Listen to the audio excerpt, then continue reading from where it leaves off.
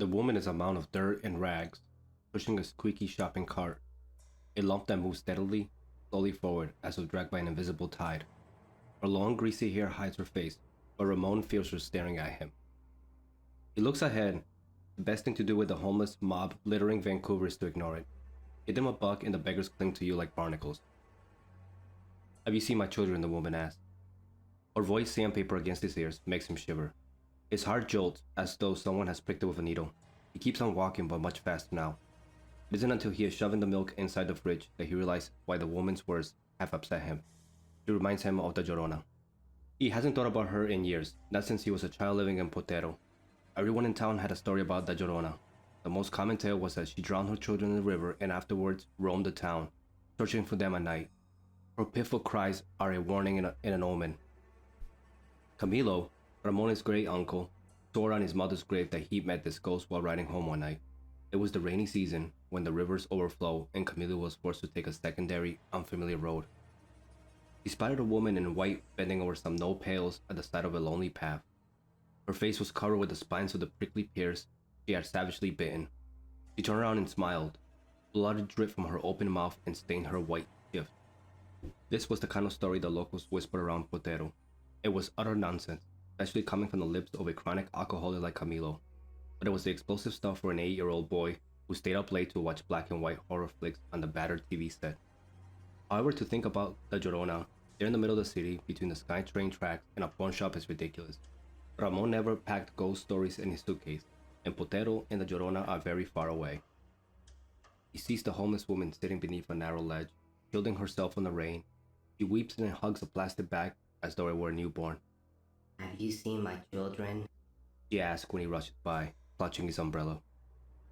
Nearby, a man sleeps in front of an abandoned store, an ugly old dog curled next to him. The downtown homeless peek at Ramon from the shadows as he steps over old cigarette butts. They say this is an up-and-coming neighborhood, but each day he spots a new beggar wielding an empty paper cup at his face. It is disgraceful. This is the very reason why he left Mexico. He escaped the stinking misery of his childhood in a tiny bedroom with the black and white TV set he had to show his cousins. Behind his house, there were prickly pears and emptiness, no roads and no buildings, just a barren nothing colored by the purple horizon. It was easy to believe that Llorona roamed there, but not in Vancouver, which is new and shiny, bumming with lattes and tiny condos. The dogs are howling. They scare him, wild stray animals that roam the back of the house at night. His uncle told him that the dogs howl when they saw the Llorona. Ramon runs to the girls' rooms and sneaks into his mother's bed. Terrified of the noise, and his mother has to hold him in her arms until he falls asleep. But when he wakes up, Ramon's in his apartment, and it is only one dog, the neighbor's Doberman, barking. He rolls to the center of the bed, staring at the ceiling. Ramon spots the woman a week later, her arms wrapped around her knees. My children. She asks, with her cloud of dirt hair obscuring her face. Where are my children? Fluctuating in her madness, a disgusting sight growing like a canker sore and invading his streets, just like the other homeless littering the area. The man in front of the drugstore that always asks him for spare change, even though Ramon never gives him any. Or the gnarled man beneath a familiar blanket, internally sleeping in the shade of the burger joint. The city is heading to the gutter.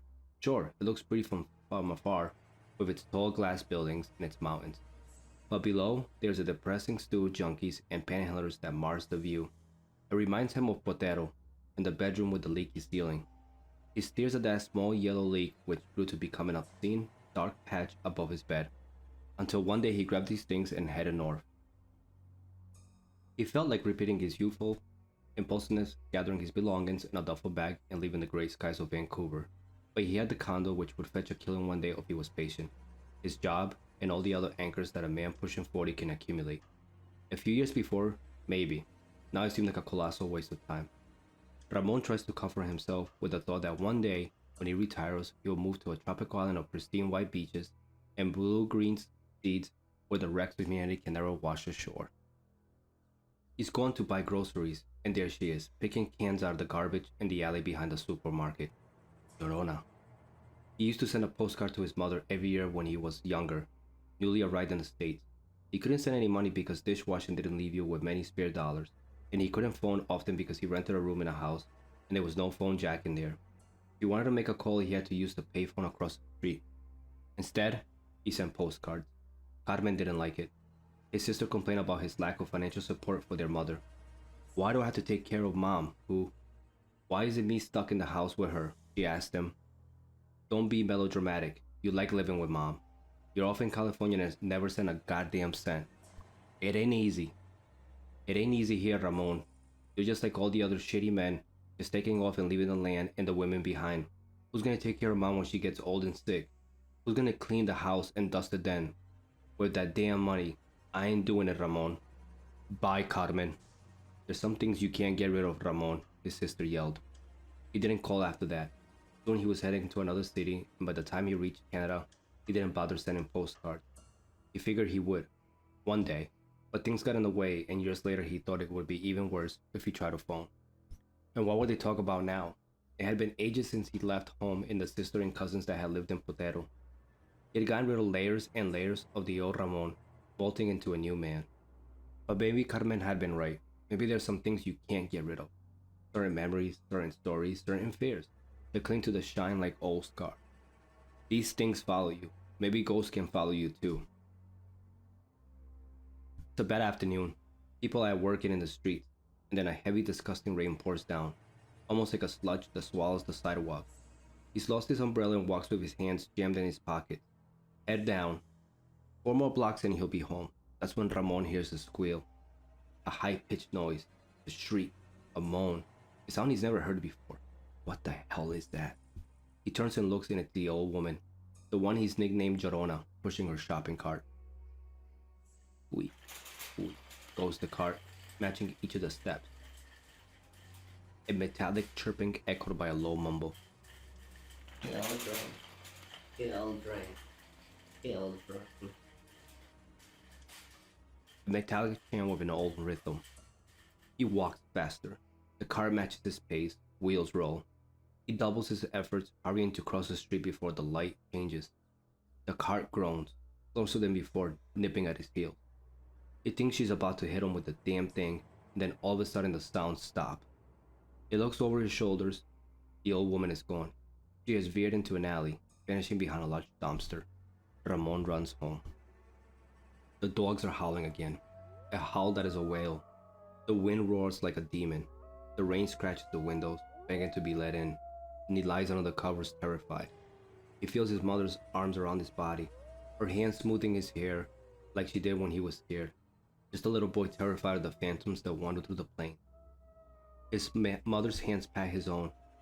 Mother's hand is bony, gnarled, long fingers with filthy nails. Nails caked with dirt. The smells of mud, putrid garbage, and mold hit him hard. He looks at his mother and her hair is tangled of gray. Her yellow smile paints the dark. He leaps from the bed. When he hits the floor, he realizes the room is filled with at least 3 inches of water. Have you seen my children? The thing in the bed asks. The dog howls and he wakes up. His face is buried in the pillow. He takes a cab to work. He feels safer that way. The streets are her domain. She owns the alley. When he goes to lunch, he looks at the puddles and thinks about babies drowned in the water. Corpses floating down a silver river. Don't ever let the Llorona look at you, his uncle said. Once she's seen you, she'll follow you home and haunt you to death, little boy. Oh, my children. She'll scream and drag you into the river. But he left her behind in Potero. He thought he left her behind. Ramon tries to recall if there's a charm or remedy against the evil spirit. His uncle never mentioned one. The only cure he knew was his mother's embrace. There, little one, she said, and he nested safe against her while the river overflowed and lightning traced snakes in the sky. In the morning, there's a patch of sunlight. Ramon dares to walk a few blocks, but even without the rain, the city feels washed out. Its color has been drained. It resembles the monochromatic images they broadcasted on the cheap television set of his youth. Even though he does not bump into her, the Llorona's presence lays thick over the street. Pieces of darkness clinging to the walls, and the dumpster in the alleys. It even seems to spread over the people. The glassy eye of a binner reflects a river instead of the bricks of a building. He hurries back home and locks the door, but when it rains again, water leaks into the living room, just a few little drops drifting into his apartment. He wipes the floor clean. More water seeps in like a festering boil, cut open and oozing disease. A Llorona stands guard in the alley. She's a lump in the night looking up at his apartment window. He feels her through the concrete walls and the glass looking for him. He fishes for the old notebook with a smudged and forgotten number. The rain splashes against his building and the wind cries like a woman. The dial tone is loud against his ear. More than 2 years have passed. He has no idea what he'll say. He doesn't even understand what he wants to ask. He can't politely request to ship the ghost back to Mexico. He dials. The number has been disconnected. He thinks about Carmen and his mother and the dusty nothingness behind their house. There might not even be a house. Perhaps the night and the river swallow them. The Llorona comes with the rain. Or maybe it is the other way around. The rain comes with her. Something else also comes. Darkness. The apartment grows dimmer. He remains in the pool of light, away from the blackness. Outside in the alley, the Llorona scratches the dumpster with her nails. The dogs howl. Ramon shivers in his bed and thinks about his mother and how she used to drive the ghost away. She is sitting next to a heap of garbage in the middle of the alley, water pouring down her shoulders.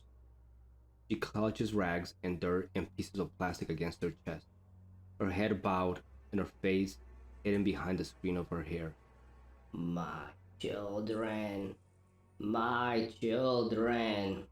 She looks up at him slowly. The rain coats her face, tracing dirty rivulets around her cheeks. He expects an image out of a nightmare, blood dripping, yellow cat eyes, or a worn skull. But this is an old woman. Her skin has been torn by time, and her eyes are cloudy. This is an old woman. She could be his mother. She might be, for all he knows. He lost a photograph a long time ago, and he can't recall what she looks like anymore. His mother, who ran her fingers through his hair and hugged him until the ghost vanished. Now he's too old for ghosts, but the ghosts still come at night. The woman looks at him, parched, forgotten, and afraid. I've lost my children. She whispers with her voice of dead leaf. The alley is a river. He goes to her, sinks into the muck, sinks into the silvery water. He embraces her, and she strokes his hair. The sky above is black and white, like the pictures in the old TV set, and the wind that howls in his ears is the demon, wind of his childhood.